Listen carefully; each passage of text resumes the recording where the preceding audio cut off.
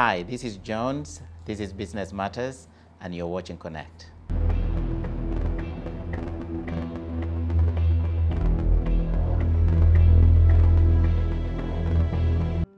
My name's Jones Kirui.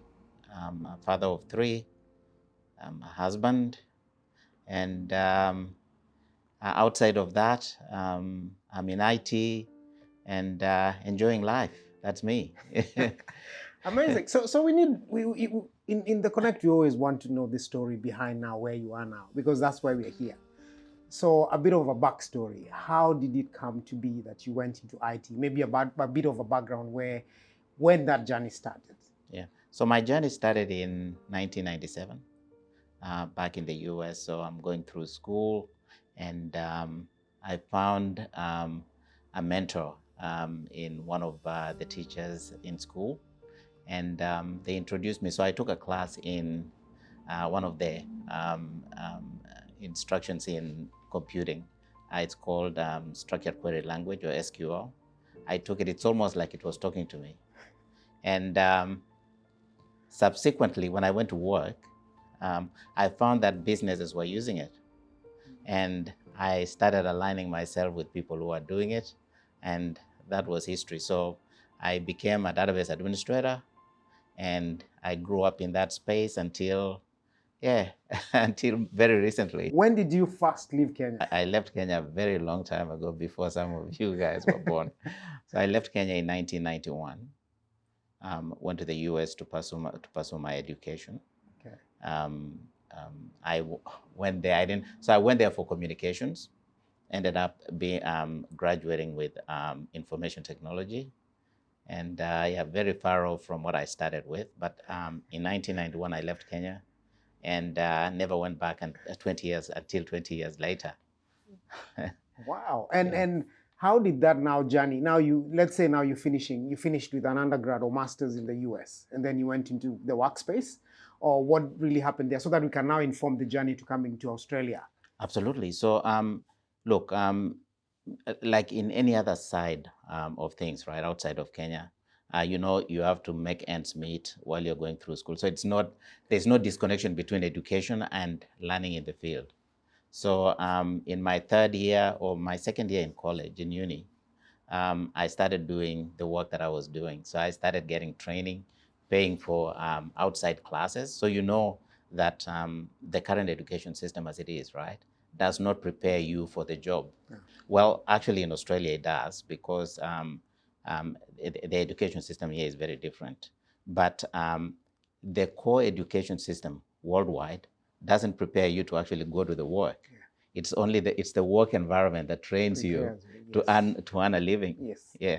So so I paid for extra classes, and that were geared towards me developing a career. I didn't know then that it was a career. It was a passion within me to fulfill something, and that something was to be a database administrator. Then those days, the motivator then was basically to have a good life, to earn good money, and that's how it formed. Amazing. And how, before now we come to Australia, how was life in the US? Did you like it then, or is there something that made you now think of migrating to Australia?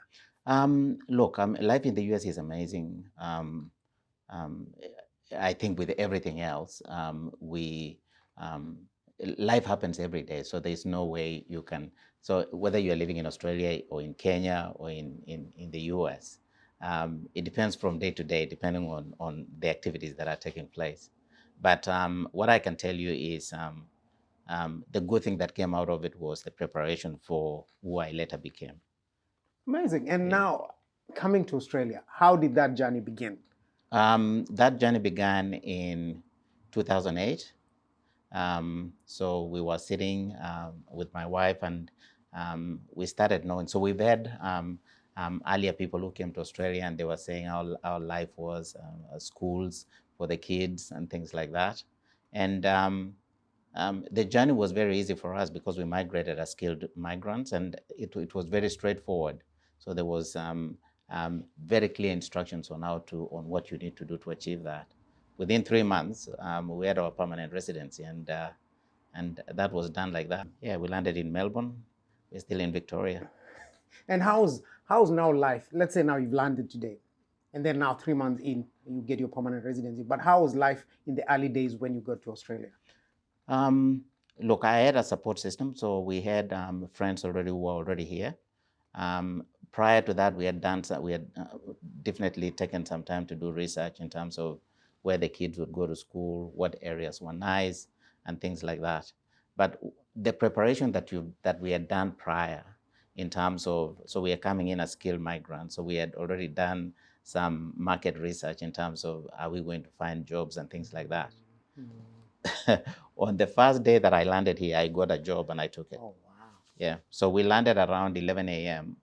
and I went into SICK and put in my resume, and someone told me, hey, are you free right now? They happened to be down the street from me, from the hotel where we were staying in the city. And I took a cab because I didn't know where to go. Yeah. The cab took me 100 meters. Instead of telling me, look, you're just going down the street, we got into the cab, and about 200 meters or 100 meters down the street, he told me, you're here. So I went into the building, and the interview went very well, got a job. Amazing. And maybe right there, there's a message right there, because people coming as skilled migrants, there's something that you did that prepared you to actually get ready for the country you're going to. So what message do you have for parents, for skilled migrants who are actually coming here? What do they need to do before they even get to the country? Well, the thing is this. So I think one of the things that take people aback is thinking that they don't have what it takes to do it. If you're a skilled migrant, if basically the country has said that you have the credentials that it takes for you to succeed, then that means that you're a success already. So the only thing that you need to do is just take time to do your research, make sure that, find at least narrow down the place where you want to settle. Yeah. And then find jobs around that area, networking and things like that. In terms of, so nowadays with social media, you can network in different ways. You don't have to know people there, but knowing people also helps as well. Amazing. And how is that now settling in? Now you actually said you're in the hotel. How now did it happen that now you even got a place to stay? How was the settling in part? Well, that was the challenging part, because when we moved here in 2009, the housing situation in Australia was crazy compared to where we came from. In the US, you can find an apartment today and move in. In Australia, you need at least 30 days to find a place. And that was a challenge. That was a massive challenge. So I remember, I have a beautiful story to tell you. A neighbor of ours who became a friend was building a very nice house, beautiful house. And next to that was the house that I was going to be renting. When I showed up for the opening to view the place, I was the only one who showed up. And I saw the beautiful house next to the one that I was renting, and I was like, oh my goodness, how come no one is here? I'm getting it. Yeah. It was the beautiful house that I was looking at. And then the agent and the owner are standing in front. I was like, why are they standing in the wrong place? Yeah. Well, I showed up to the place. I was the only one there. And it was not the beautiful, it was something that could do for the moment. Right? Wow. Yeah. I looked at the place and I told them, okay, fine, I'll take it. And that was it. In a very resigned way. Yeah. But it did happen, and we enjoyed that moment. So it's been a progression since then, and yeah. Amazing. And then now kids, wife, everybody settling in. How was that? What were the biggest support system you had at that time to help maybe everybody settle in? Look, so being the one who was going to be going to work, obviously, having a partner who was going to be taking care of the kids, making sure that they're okay, making sure that the kids get to school, helped a lot.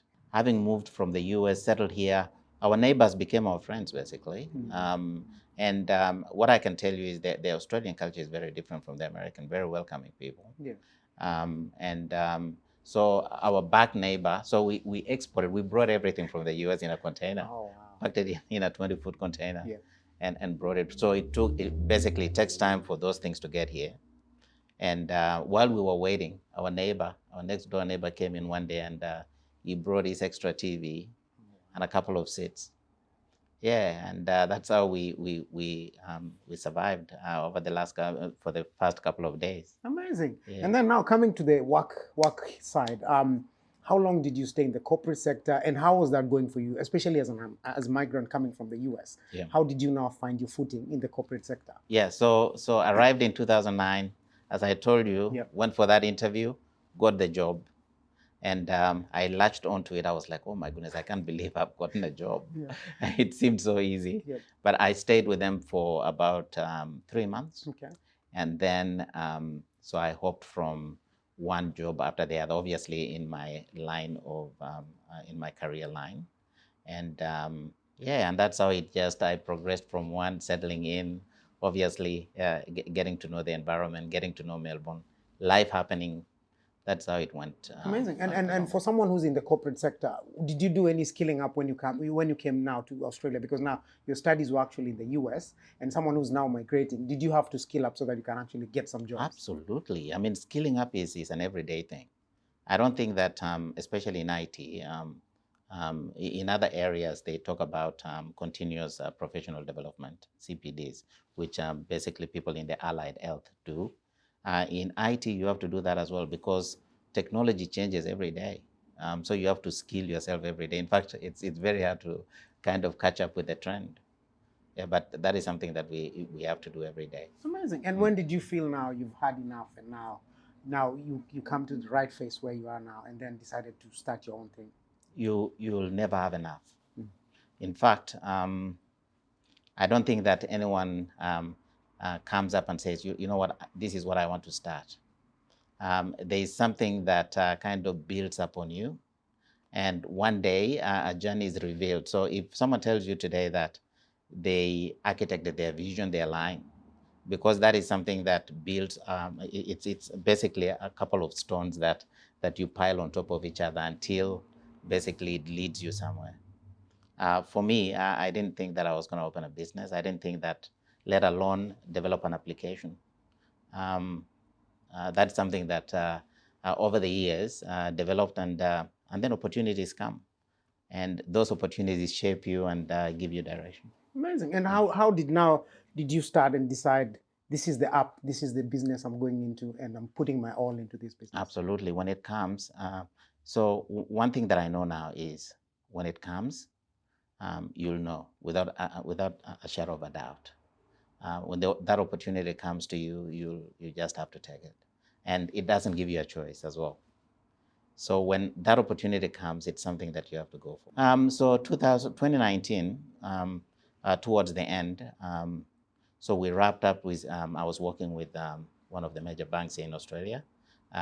So we had rolled out the fast payments platform, and we were going to work in that industry and make it grow and build on basically the new Pay ID and the likes, the new technology that was coming. And then COVID hit. With COVID, obviously, we had opened a company. We were going to be providing services. Everything shut down.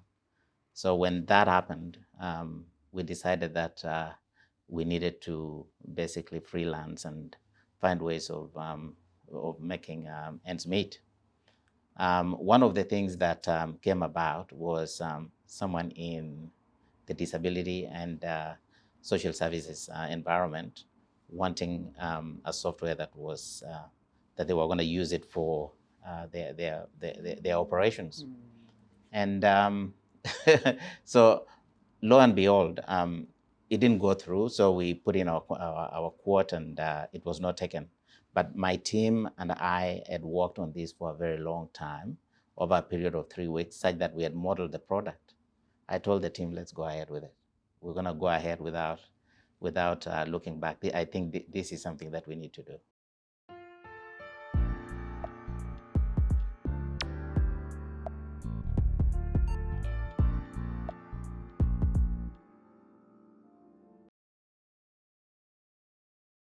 So we provide services in disability and community health, home care.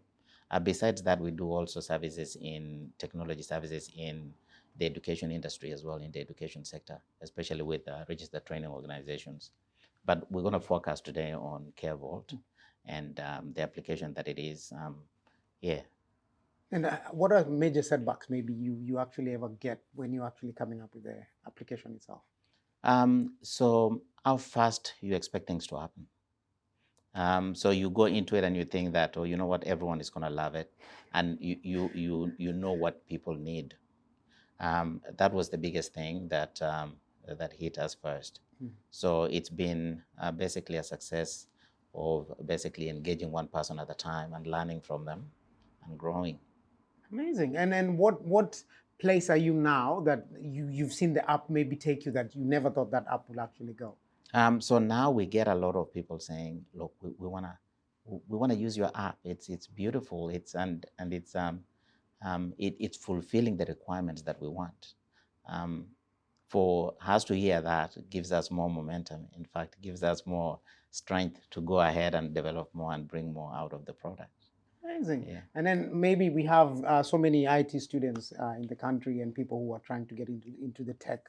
What maybe message of you maybe have for them today, especially going through the application side of things and running your own business? Yeah. So there are so many benefits. So IT is, I think, from our community point of view, is underrated in terms of basically the journey or the roadmap towards permanent residency and things like that. It's very rewarding. It has a few, let's say, professions that are listed out there, and it's always never out of. It's always listed as one of the pathways. And so one of the things that I can tell someone is to stay on the course. And so don't jump, don't start today and say, I'm going to IT and then tomorrow accounting, this. Just focus on one area and that area alone and just and see what happens. Two things before we come to a close now. What are the running the IT now, being in that business? What are the do's? Maybe someone who's starting off, what are the do's? But what must they do to actually stay afloat in that business? You know what? Plan. I have a 5-year plan. So I think the idea that you're going to succeed in 6 months is something that you have to pack it a little bit and form alliances. So I have a mastermind. I have people who agree with you. I have people who are willing to work with you and forge those alliances and work with them. Um, Look, just underestimating it and thinking that it's easy. So obviously, you know that finding your niche as well is something that you have to. So don't underestimate those things. So you have to. However how hard it is, you're not going to compete with someone else. So don't ever. So if there's one thing, it's not to compete with anyone else. Yeah. Competing means that you're watching someone else to give you things to do. The lead. Yeah, that's right. So the thing that you need to do is focus on yourself, know your customers, and work with them. Amazing. And what has really motivated Jones, maybe finally, and then final remarks, what has really kept you going and what is your biggest motivator in life? You know, even with CareVault, the way things came to me, what really solidified it is around 2020, no, 2021, when schools just started opening. My son was in 2nd grade. He went to school. I didn't even know that he was working on a project. He did a project and he said, big city, colossal city, CareVault. Oh, wow. Yeah, I didn't even know. So that made me think, you know what I mean, if he's already sleeping, doing a project about, I didn't even know he knew that what CareVault was. So things like that gets me motivated because it's coming from people who are very meaningful to me. Oh, amazing. Yeah. Any final remarks from Jones today? Look, thanks for this session, Pete. It's amazing, and look, we are very open to work with people, and our doors are always open. carevault.com.au is where you can go, and you can reach us from there. Amazing. And what opportunities do you offer for maybe students and within the community that they can reach out maybe to get some of those? So many. Yeah. So the first one is as let's say I'm not even focusing on just Kenyan students. Yeah. In general, if you are basically an employee, because I know that we do different things. So if you're an employee, if you have CareVault and you're using it, you're more likely to get hired in your sector, because then you're cutting off the slack or basically the time the employer would be training you to use the tool. Okay. So CareVault is just a tool. If you know how to use that tool, you're more likely, if you put it on your resume, you're more likely get employed. Second is internships and interning with us, getting that experience. Third is any advice that you need. You can always come to us, especially if you're in IT and you need anything, you can always reach out. Amazing. So out there, if you need mentorship, if you need internships, CareVault is the way to go. www.carevault.com.au. Thank you so much, Jones, for that. Cheers, Amazing. Thank you.